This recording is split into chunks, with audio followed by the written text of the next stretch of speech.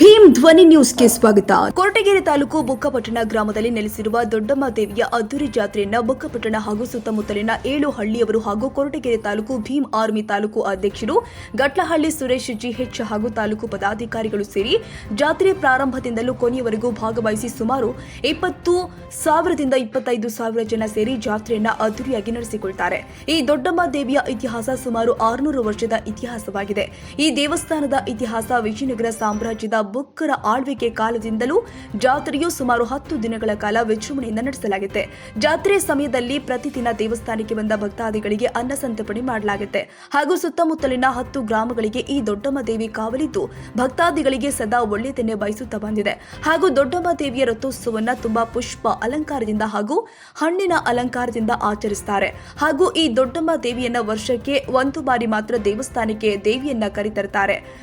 ಜಾತ್ರೆ ಮುಗಿದ ನಂತರ ದೇವಿಯನ್ನ ದೊಡ್ಡಮ್ಮ ಬೆಟ್ಟದಲ್ಲಿ ಇರಿಸುತ್ತಾರೆ ಮತ್ತು ಪ್ರತಿ ವರ್ಷ ಜಾತ್ರಾ ಸಮಯದಲ್ಲಿ ಕಡ್ಡಾಯವಾಗಿ ಮಳೆ ಬಂದೇ ಬರುತ್ತೆ. ಇದು ಅಪರೂಪದ ಶಕ್ತಿ ಮತ್ತು ಈ ದೊಡ್ಡಮ್ಮ ದೇವಿಯ ಒಂದು ದೈವವಾಗಿದೆ. ಜಿಲ್ಲಾ ವರದಿಗಾರರು ಜಿ ಅಶ್ವಥ್, ತುಮಕೂರು.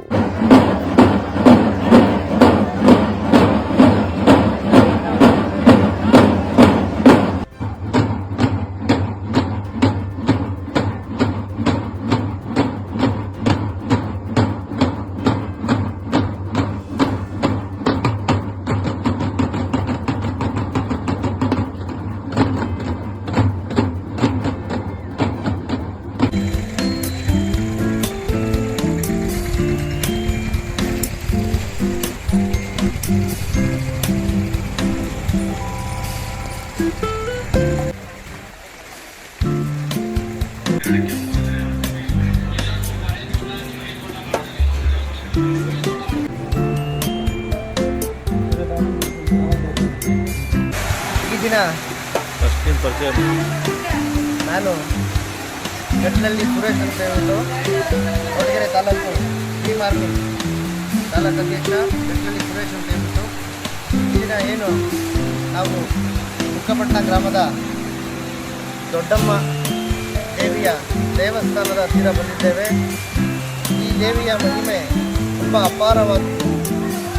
ಈ ದೇವಿಯ ಜಾತ್ರಾ ಮಹೋತ್ಸವವನ್ನು ಪ್ರತಿ ವರ್ಷ ಮಾರ್ಚ್ ಏಪ್ರಿಲ್ ತಿಂಗಳಿನಲ್ಲಿ ನಡೆಸುತ್ತಾರೆ. ಈ ದೇವಿಯ ಮಹತ್ವ ತುಂಬ ಇತಿಹಾಸ ಇದೆ. ಈ ದೇವಿಯು ಏನು ಜಯಂತಿ ಮಹೋತ್ಸವ ಇರುತ್ತೆ, ಫಸ್ಟ್ ಸ್ಟಾರ್ಟಿಂಗು, ಅದಾದಮೇಲೆ 1 ವಾರ ಜಾತ್ರೆ ಇರ್ತದೆ. 2ನೇದಾಗಿ ತೇರಿರ್ತದೆ, 3ನೇದು ಬಂದು ಪಟ್ಟ, 4ನೇದು ಕೊನೆಯದಾಗಿ ಮರುಪೂಜೆ ಇರ್ತದೆ. ದೇವಿಯ ಜಾತ್ರಾ ಮಹೋತ್ಸವಕ್ಕೆ ಸುಮಾರು 8,000ರಿಂದ 10,000 ಜನ ಸೇರ್ತಾರೆ.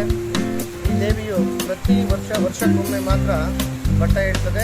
ಆ ಪಟ್ಟದಲ್ಲಿ 3 ಮಾತು ಮಾತ್ರ ಹೇಳ್ತದೆ. ಏನು ಹೇಳ್ತದೋ ಅದು ನಡೆಯುತ್ತೆ.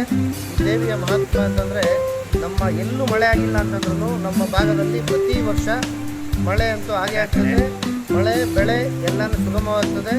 ಮತ್ತು ಏನು ಪ್ರತಿ ಸೋಮವಾರ ಪೂಜೆ ಇರ್ತದೆ ದೇವಿಯ ದೇವಸ್ಥಾನದಲ್ಲಿ. ಎಲ್ಲ ಭಕ್ತಾದಿಗಳು ಬರ್ತಾರೆ, ಅನ್ನ ಸಂತರ್ಪಣೆ ಇರ್ತದೆ. ಸುಮಾರು ವರ್ಷಗಳ ಹಳೆಯ ಇತಿಹಾಸ ಇದೆ ಈ ದೇವಿಯ ದರ್ಶನ ಪಡೆಯೋದಕ್ಕೆ. ರಾಜ್ಯದಾದ್ಯಂತ ಎಲ್ಲ ಕಡೆಗಳಿಂದ ಬರ್ತಾರೆ ಜನ. ದೇವಿಯ ಮಹಾತ್ಮ ತುಂಬ ಅಪಾರವಾದದ್ದು.